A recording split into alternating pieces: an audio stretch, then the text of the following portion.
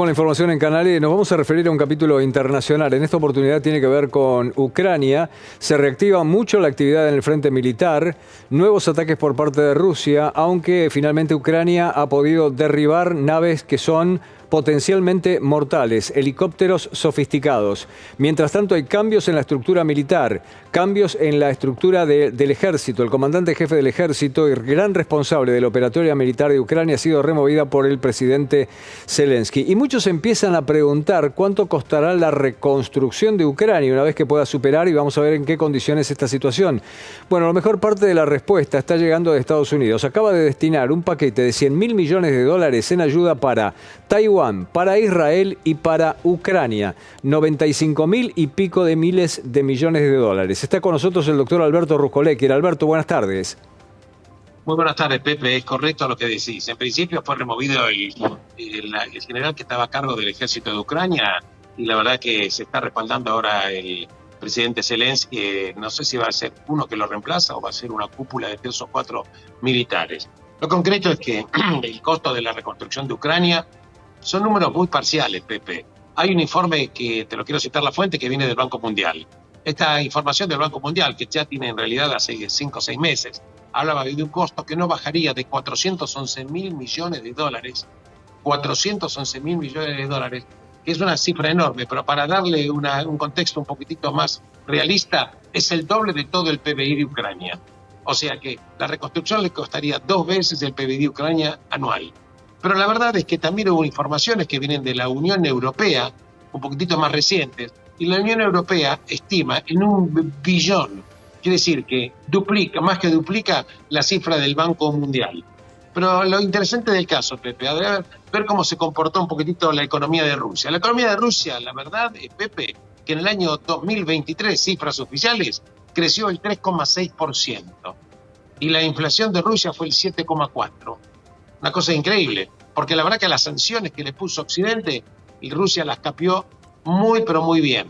Recurriendo, por supuesto, a todo tipo de argucias que lo hemos comentado contigo, entre ellos la venta de petróleo, la venta de gas, que fue reemplazando el cliente que era Europa, lo fue reemplazando fundamentalmente por China. La verdad es que en ese plano, a pesar de que las sanciones internacionales le habían provocado un congelamiento de reservas del Banco de Rusia, Pepe, de casi $300.000 millones. Así y todo, Rusia tuvo un crecimiento del 3,6, una inflación del 7,4. Y la verdad que la economía está con cada vez menor índice de desempleo, producto de todo este esfuerzo militar o las fábricas militares que están abocadas 100% al tema. Ahora vemos cómo le fue a Ucrania. La verdad que a Ucrania hay un dato que debe tener un par de semanas, Pepe, que vino de boca de la ministra de Economía de Ucrania. Lo tomo con pinzas. Ella dice que sorpresivamente la economía de Ucrania creció el 5,7%. La verdad que los analistas estamos un poquitito tomando el tema con pinzas, pero lo concreto, aun cuando esta 5,6, 5,7 no hubiera sido real, Ucrania tuvo un crecimiento. Tuvo un crecimiento por motivos diferentes, pero la verdad que lo tuvo. Y la inflación de Ucrania, Pepe, está en el 15,4% anual. Algunos dicen que incluso la inflación, aún cuando hubiera sido mayor, vamos a suponer que la inflación que los índices que dice el gobierno de Ucrania quiere mostrar una situación más benigna, pero supongamos que fuera el doble, el 30% anual. Es una cosa que es increíble. Lo concreto es que Ucrania también tuvo además del costo de la reconstrucción, que va a ser enorme, también lo que hay es un despoblamiento de Ucrania. ¿Por qué te digo?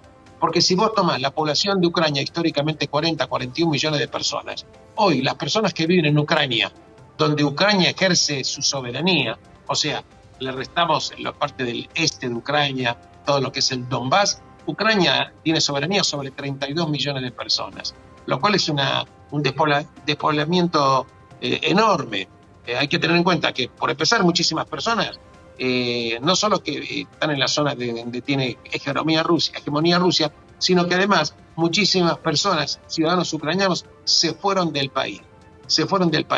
Y un dato que te quiero comentar, Pepe, que hace un par de horas dando vueltas, que Ucrania está contratando ex militares de Colombia para reemplazar a las bajas que tiene el ejército ucraniano propiamente dicho. La verdad es que hay que entender de que el 25% de las tierras productivas de Ucrania están en la zona donde Rusia ejerce el control, que es toda la parte este, toda la zona del Donbass. La verdad que tenemos que decir que Ucrania hoy está teniendo un Producto Bruto cercano a 200.000 millones de dólares aproximadamente, y que bueno, considerando también las proyecciones de lo que va a venir, la verdad que lo que va a venir desde el punto de vista económico, porque desde el punto de vista militar, en algún momento esto va a tener que tener algún tipo de salida. No sé cuál va a ser. También es cierto que hay un elemento fundamental que te lo quiero comentar, que hace poco, un par de semanas, un periodista entrevistó al expresidente Donald Trump y le preguntó concretamente si él fuera elegido, ¿ayudaría a Ucrania o ayudaría a Rusia? Y Trump, muy hábil, dijo, yo termino la guerra en 24 horas porque estoy seguro que con la política que yo voy a ejercer, lo único que me interesa es que deje de morir gente. Y el periodista le pregunta que concrete las medidas y él dice que no, que él en 24 horas termina la guerra. Por supuesto es un comentario nada más. Lo concreto es lo que te quiero decir, de que en el Parlamento norteamericano, que si bien salió ese paquete de ayuda, que bien vos comentás, esto fue muy luchado, porque muchos senadores republicanos no están muy de acuerdo con seguir abriendo la canilla y la billetera a Ucrania. Esto fue bastante peleado.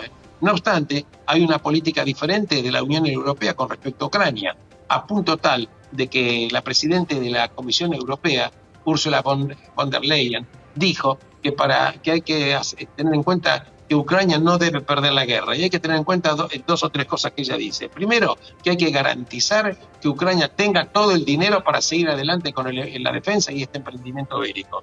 Segundo, que tiene que tener el apoyo total de todos los países que integran la Unión Europea, y además dice que inevitablemente Ucrania va a tener que, como fundamental para salvaguardar su seguridad, oportunamente va a tener que integrar la Unión Europea. Lo que te quiero decir que de alguna manera la Unión Europea está teniendo una postura muy, pero muy firme. Incluso esta postura está apoyada por Josep Borrell también, ¿correcto? Que podemos decir que es el canciller de la Unión Europea. Pero del lado del Partido Republicano no está tan claro que abran la canilla de forma ilimitada para Ucrania, a punto tal de preocupación de Zelensky de este tema, en cuanto al aprovisionamiento de las municiones para seguir adelante con todo este tema. Una guerra que empezó el 24 de febrero del 2022, Pepe, que prácticamente ya lleva 2 años. No se sabe la cantidad de bajas entre heridos y muertos, son decenas, y en algún momento circuló una versión que tomémosla con pinza, porque vos sabés que cuando hay una guerra la primera víctima siempre es la verdad. Sí. La verdad que se hablaba en su momento de 150.000 bajas entre heridos, muertos, nadie se sabe, ningún bando está dando la cifra, pero lo concreto, que el esfuerzo, cuando el tema militar termine, va a ser ciclopio para construir Ucrania. Y la pregunta es, ¿quién va a pagar la cuenta? ¿Rusia va a pagar la cuenta? En el caso que hubiera una negociación, alguien se va a tener que hacer cargo de los costos. Aparte del costo de reconstrucción, las instituciones financieras ya dieron, y eso es una cifra muy, debe ser posiblemente mucho mayor. Ya reconocen las instituciones financieras que le han dado a Ucrania fondos que largamente exceden los 80.000 millones de dólares. Así que la cuenta va a ser prácticamente de imposible pago para Ucrania, a no ser que le venga o lo sobrevenga en algún momento un gran plan Marshall para poder poner nuevamente en pie lo que quede de Ucrania luego de la guerra. Alberto, ese es un punto. Yo estoy excedido en el tiempo, pero tengo que preguntarte esto. Muy posiblemente haya paquetes gigantescos de ayuda por parte de la Unión Europea más los Estados Unidos. Y la pertenencia de Ucrania a la Unión Europea, si eventualmente puede terminar de sumarse, eso puede ser de ayuda. Pero yo no creo que eso sea, si no es a costo de la pertenencia de Ucrania a la OTAN. Sobre todo con la cantidad de asistencia militar que ha recibido. ¿Rusia va a permitir tener en su frontera, por más que domine buena parte de ella, un país integrante de la OTAN directamente y que ese sea Ucrania? Da la sensación que eso es una misión prácticamente imposible. Vos siempre haces preguntas complejas. Me gano la vida con eso, Alberto. Ya lo sé. Coincido contigo. O sea, a punto tal, brevitatis causae en honor a la brevedad. Ya en su momento Rusia, uno de los argumentos que esgrimió para haber empezado el operativo militar el 24 de febrero del 2022, fue que Occidente no cumplió la promesa que le había sido dada por Estados Unidos, especialmente, de que la OTAN no iba a seguir presionando las fronteras cada vez más cercanas de Rusia. Lo concreto es que las consecuencias del enfrentamiento militar acercaron cada vez más la OTAN a la frontera de Rusia, y si vos te fijas, Rusia prácticamente ya hoy está rodeada de países que pertenecen a la OTAN. Y bueno, en todo caso, no creo que Rusia aceptaría que Ucrania en algún momento pertenezca a la OTAN. Pero son todas negociaciones, Alberto, quiero agradecer muchísimo tu tiempo y este contacto. Un cariño enorme y gracias, Pepe. El doctor Alberto Rujón.